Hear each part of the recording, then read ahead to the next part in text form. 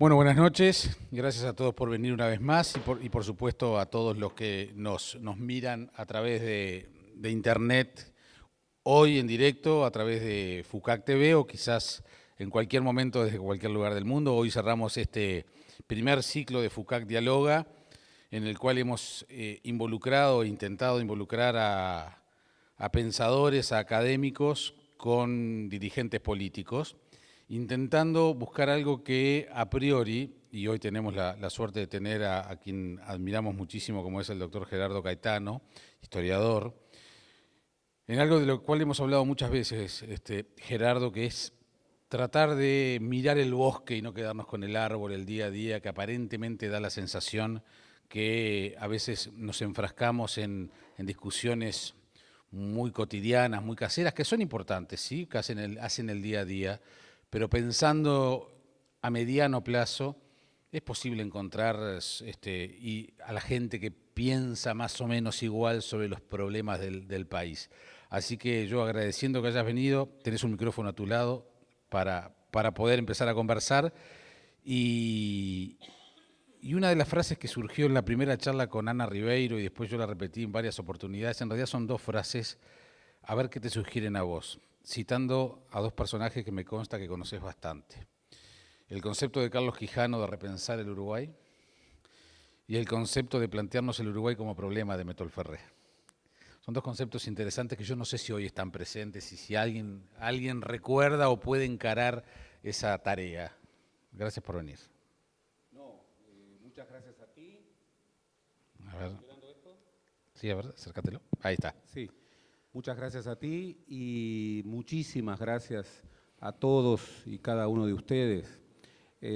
Para mí es realmente un milagro que hoy haya quienes estén aquí y que entiendan útil escuchar alguna reflexión. Dos autores fantásticos. He trabajado mucho sobre Quijano y ahora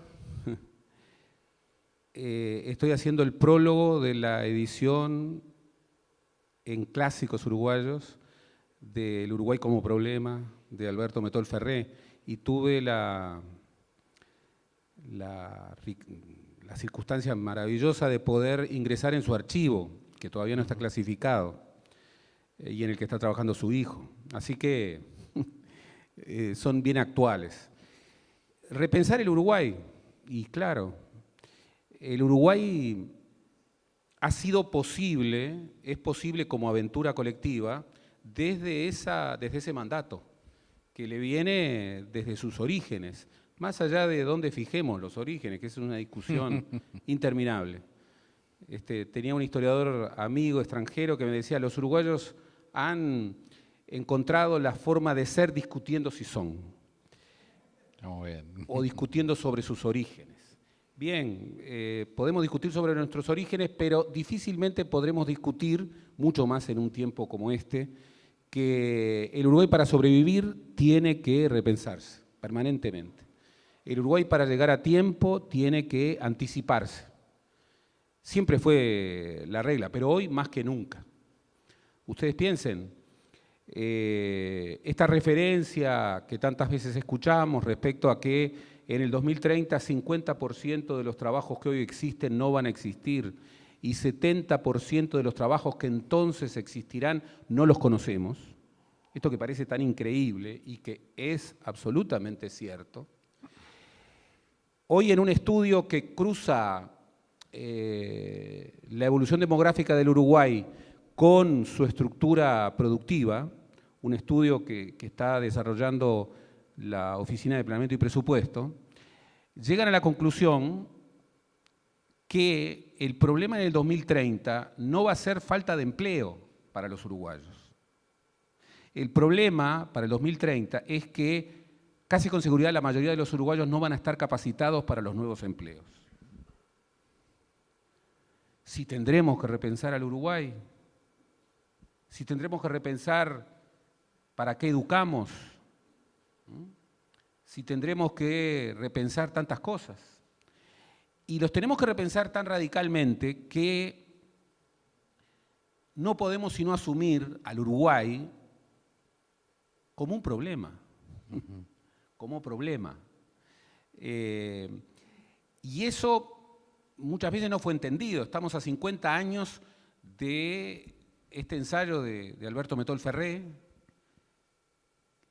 que en realidad respondía a un concurso del Instituto de Economía de la Universidad de la República con una pregunta increíble. Ustedes imaginen, 1967, a 137 años de los orígenes del Estado, el Instituto de Economía de la Universidad de la República preguntaba: ¿qué posibilidades tiene, sí tiene, el Uruguay de ser una nación independiente?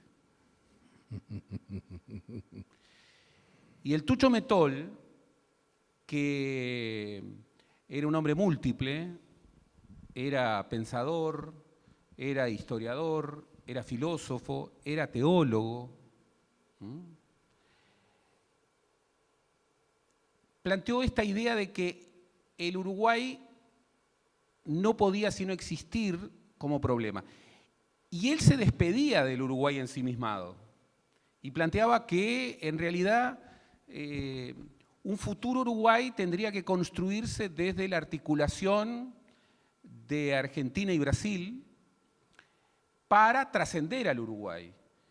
Y que la idea era que surgía un contexto mundial en donde países pequeños que no se asumieran como problema y en perspectiva regional tendrían muchas dificultades para internarse en el mundo.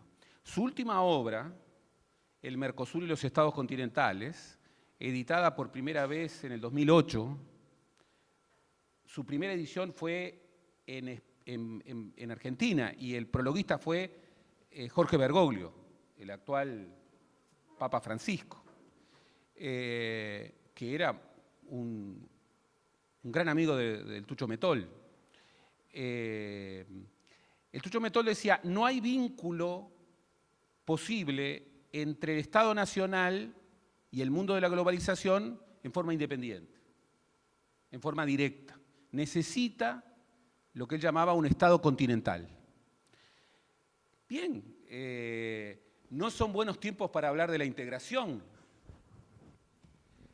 pero ella aún para hablar del Mercosur. Pero ella nos había anticipado los problemas. Él hablaba permanentemente. Pero él anticipaba estos problemas.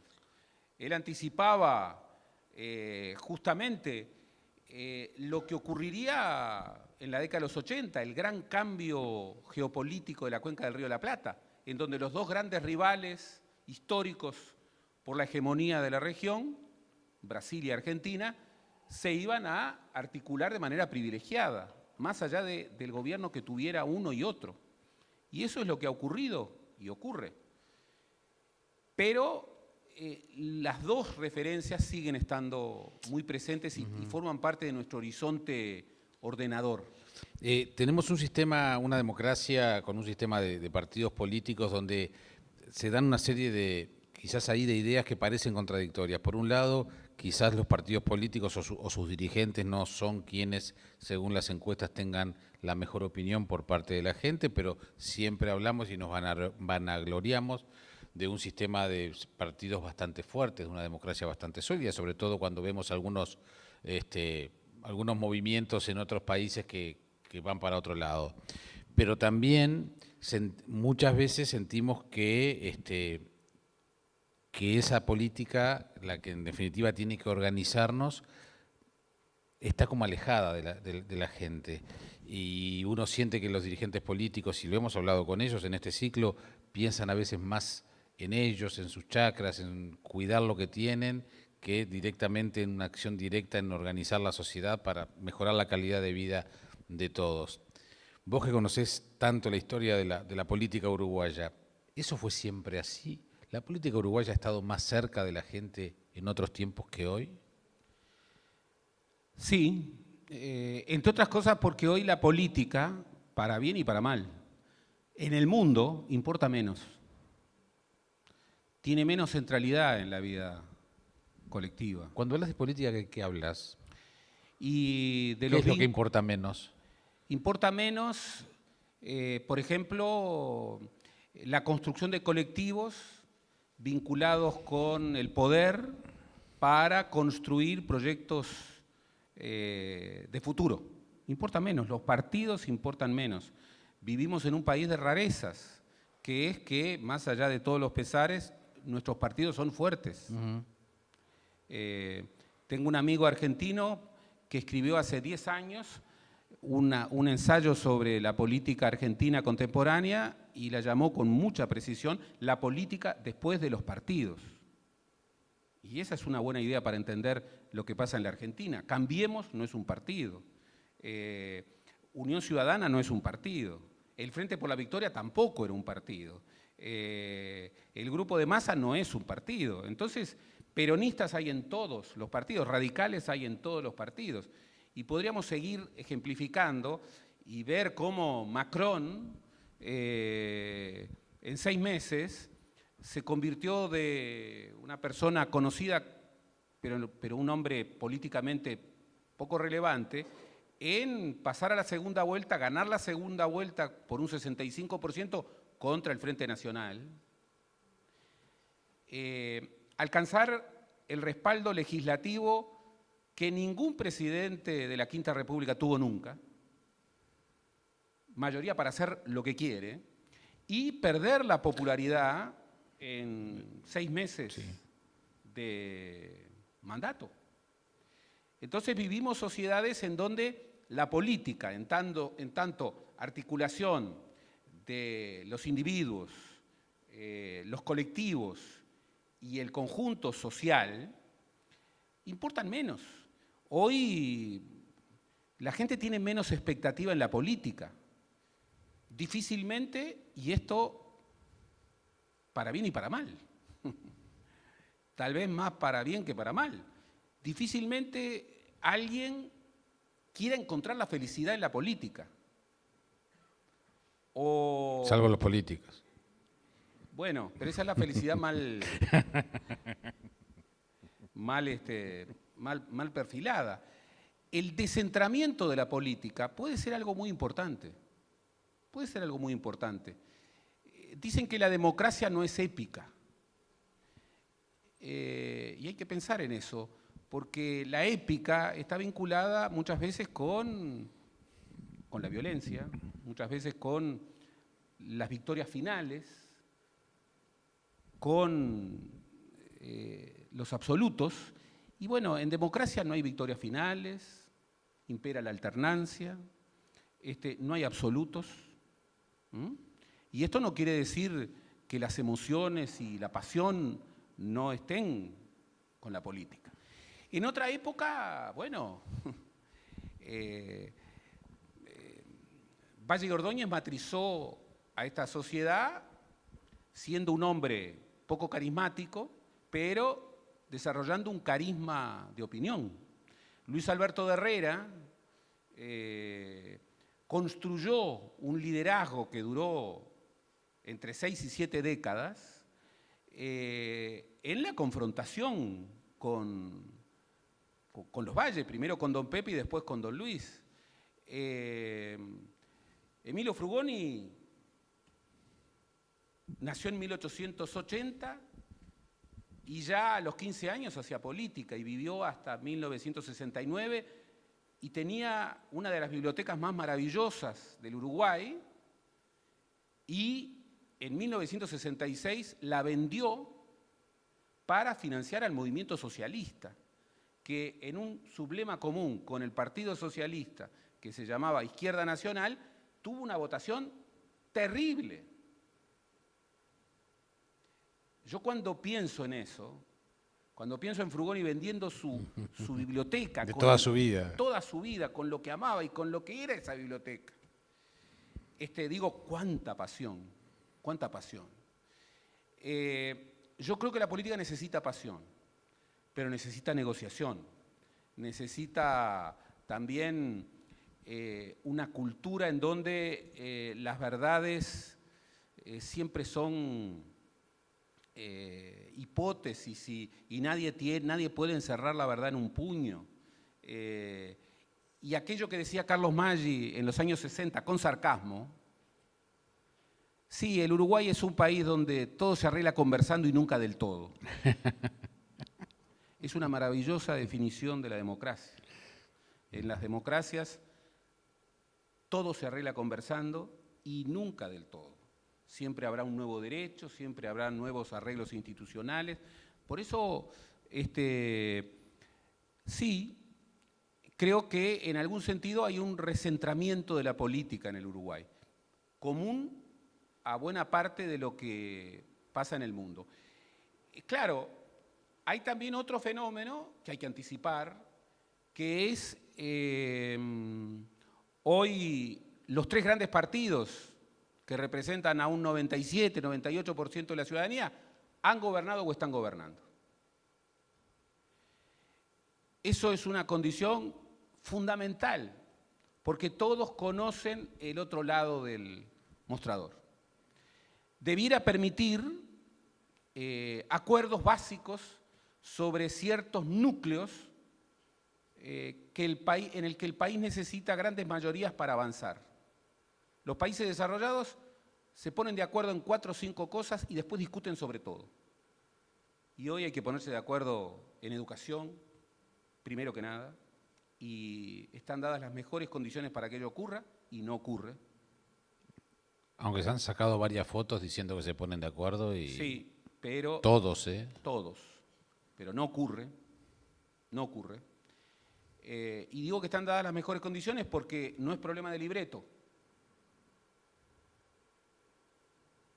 En un 90% los técnicos de todos los partidos convergen. No es problema de elenco. Hoy el Uruguay tal vez tenga como nunca antes un elenco de técnicos muy capacitados en clave internacional sobre el tema de educación. El tema es otro, ¿no? Y hay que ponerse de acuerdo en medio ambiente, porque incrementar la productividad contra el medio ambiente o construir soporte energético contra el medio ambiente ya no corre. Ya no corre. Y el Uruguay tiene problemas medioambientales importantes. Nunca pensó en eso. Y no está pensando suficientemente en ello. Por eso, y después está algo en lo que al Uruguay le va la vida. En América Latina hay un cruce terrible del tema corrupción. Y una vez más se comprueba lo que siempre sabíamos, que la corrupción no es de derecha ni es de izquierda. El Uruguay, para hacer, no puede permitir la corrupción. Por eso, cuando yo viajo por América Latina y me dicen, como riéndose, pero ¿cómo se les ocurre que un vicepresidente caiga por usar tarjetas corporativas de una empresa pública? ¿Y saben una cosa? El Uruguay no puede permitirse otra cosa.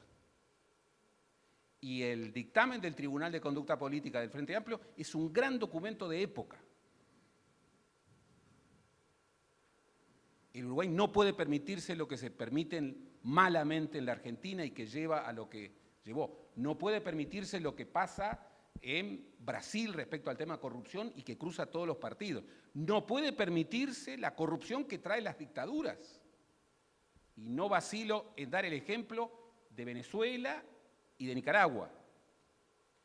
No puede permitirse, tiene que tener una vara muy alta respecto al tema de la austeridad y respecto al tema de, digamos, un manejo austero de los dineros públicos.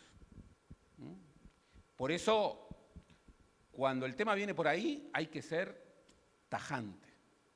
Cirugía mayor. Cirugía mayor. Aunque despierte miradas asombrosas. Por eso, el Uruguay tiene que anticiparse en eso y la vara tiene que ser una vara muy alta. ¿Qué papel le ves si es que sentís que hoy la llamada sociedad civil, es decir, la otra parte, la otra pata importante de esto que estás hablando, la gente, inclusive la que no está organizada, capaz que muchos de nosotros no estamos en ninguna institución ni nada, ¿cuál es el papel que tenemos en estas cosas que estás diciendo? Clave. Clave como siempre, pero más que siempre.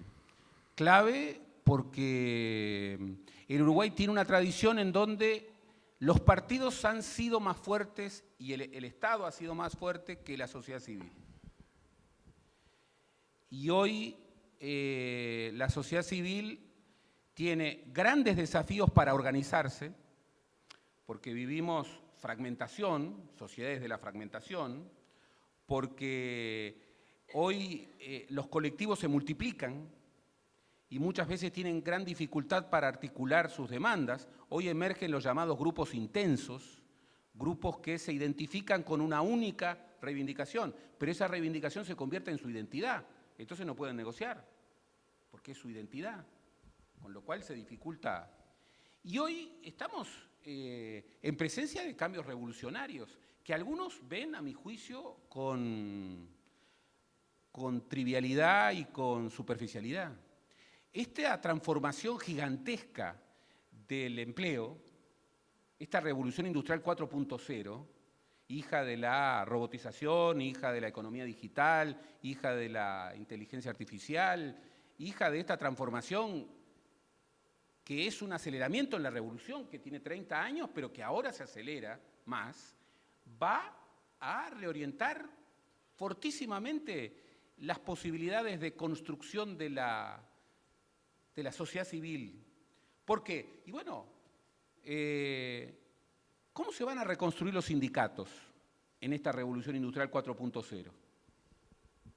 Y yo no quiero una sociedad sin sindicatos. Y no creo que la sociedad del futuro sea una sociedad en donde los trabajadores sean átomos que desde sus casas negocian con el dueño de la empresa, que por otra parte responde a través de un call center a miles de kilómetros de distancia. No.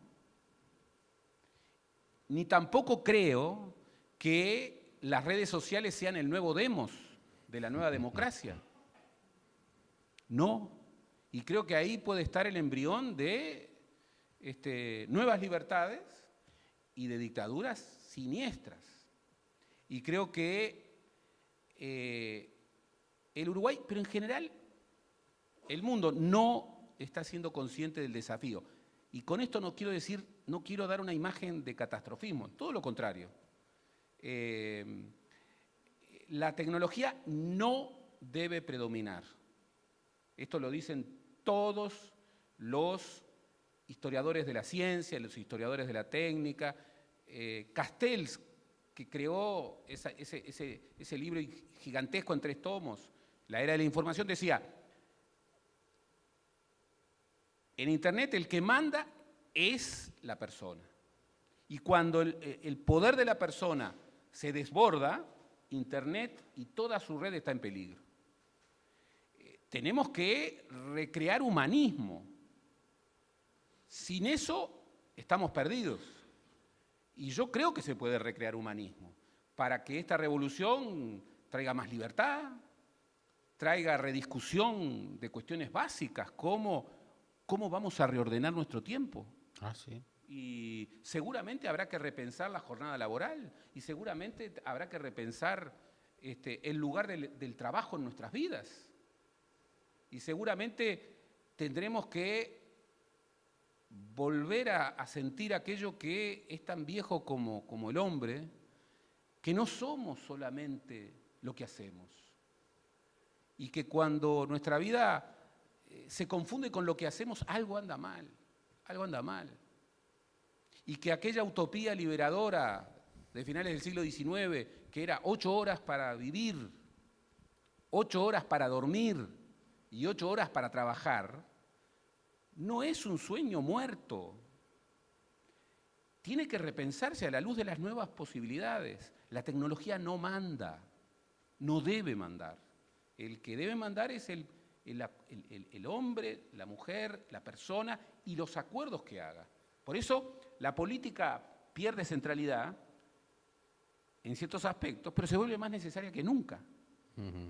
El tema que no hay una escuela de dirigentes políticos y entonces se han manejado tradicionalmente mucho a intuición o ahora a manuales o a gurús del marketing. Dios nos libre.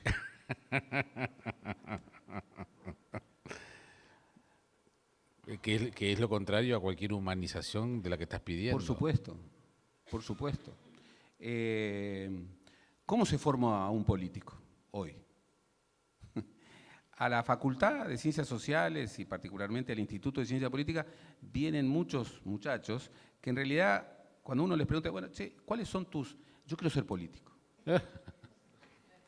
Entonces le decimos, mira que acá no, acá se forma otra cosa.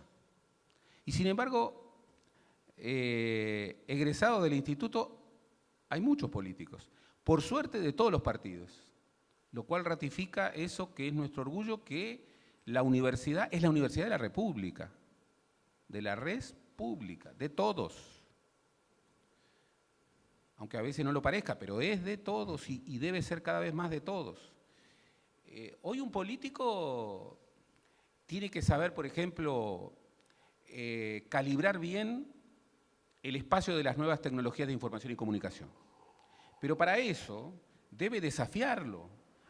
Hay quienes creen que tuitear todo el día y conectarse en las redes y estar todo el día en las redes aumenta sus chances. Pan para hoy y hambre para mañana. El Internet ingresó en la política de una manera en donde no ingresó ni en la economía ni en la sociedad. Los partidos lo utilizaban como vidriera, mientras que en la economía y en la sociedad era el ida y vuelta. Claro. Los partidos decían, no, es el mecanismo fundamental para dar mi discurso, mi programa, mi acto. No necesito decirles que un presidente o un senador o un legislador, cuando tuitea, está haciendo política, claro, y puede estar gobernando. Y Trump tampoco quiero decirles, por suerte, algunos dirigentes connotados no tienen tuit. La experiencia de un canciller con tuit la tuvimos y la tuvimos en contra, del otro lado del Plata, en medio de un conflicto, que mientras estaba negociando, tuiteaba Timerman. Bueno. Que después de una metida de pata borró el tuit. Exacto. Una gran metida de pata. Entonces, está aquello. Algunos creen que cuanto más se aparece, más crecen. Bueno, pruebas a la vista. Cuanto más aparece, muchas veces, peor. Y hay que calificar, y hay que pensar, y hay que reflexionar antes de tuitear.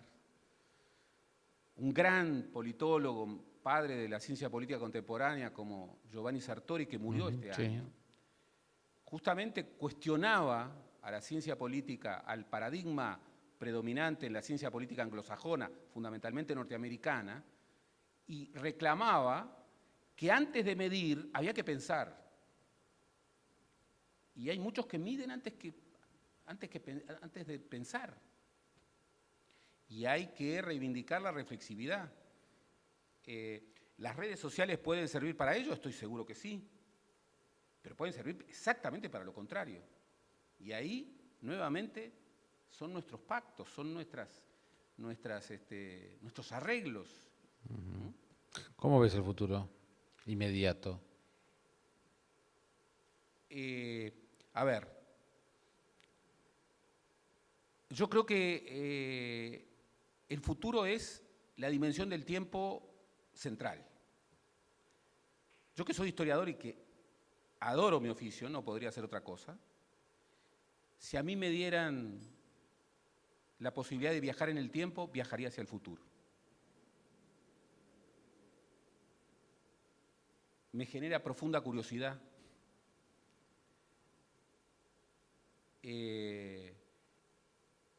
No puedo resignarme a mirar el futuro con resignación o con visiones catastrofistas, casi por sentido del deber.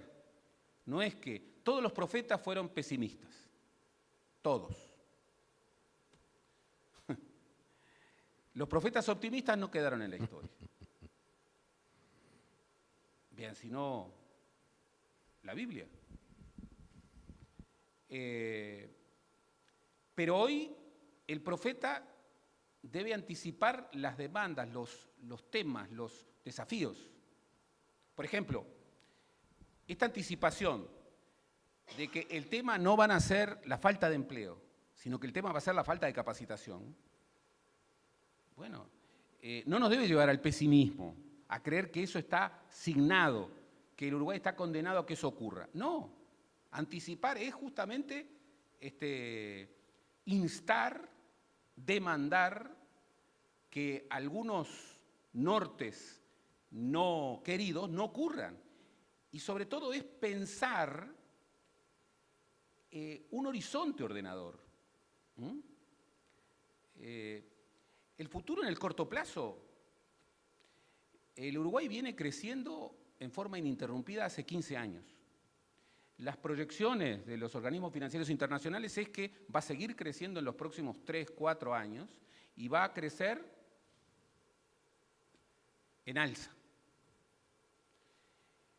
Muy pocos países, no solo de América Latina, sino del mundo, pueden mostrar eso. Y esto no hay que partidarizarlo. Esto empezó en el 2003, después de la crisis económica más extensa de la historia económica del país.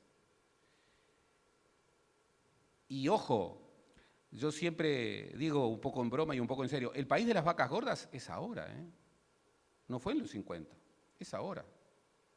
Entonces todo aquello que se dice, no, pero aquel era el país de las vacas gordas, el país de las vacas gordas, nunca hubo vacas tan gordas en el sentido de tan valiosas y tan hijas de la revolución científico-técnica como hoy.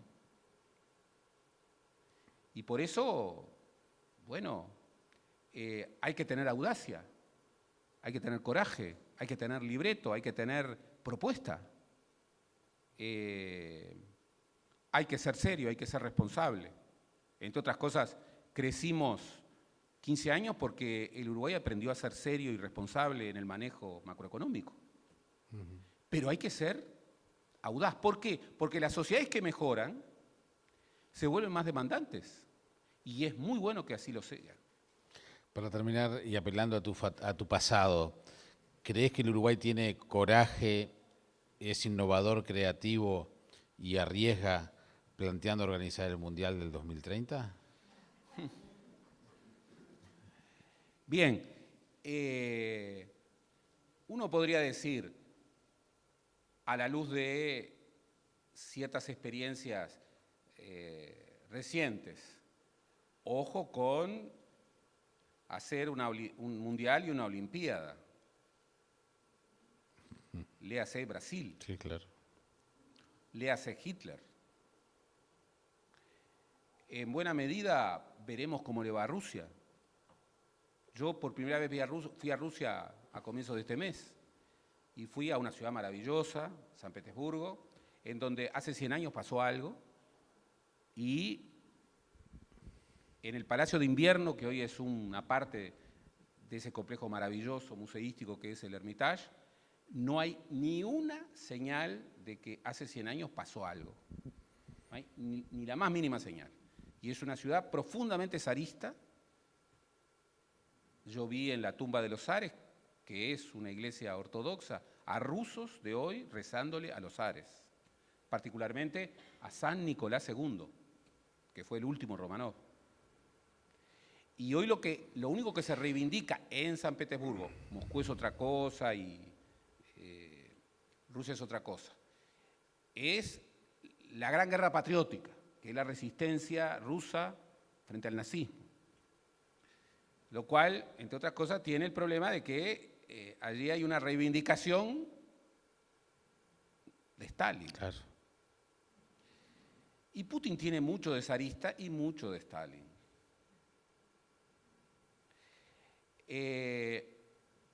Vi San Petersburgo y la verdad no vi, así como no vi nada que estuviera prefigurando que en 3 semanas, 2 semanas se conmemoraban los 100 años de la Revolución Rusa, un acontecimiento que,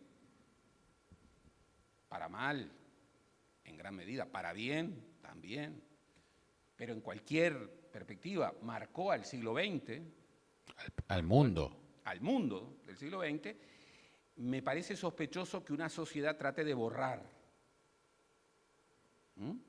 Es como si nosotros hubiéramos borrado la dictadura. Primero que es imposible borrar el tiempo, el pasado siempre llega al presente. Pero hoy hacer un mundial es muy distinto que en 1930, muy distinto. Y sobre todo es un gran emprendimiento económico. Tú has estudiado mucho el 30. Claro. Digo, formó parte Por supuesto. de tu objeto de estudio, el centenario. Claro. Y ojo, el 30 es inspirador, miren, hacer el Estadio Centenario, que por entonces era el estadio de hormigón más grande del mundo.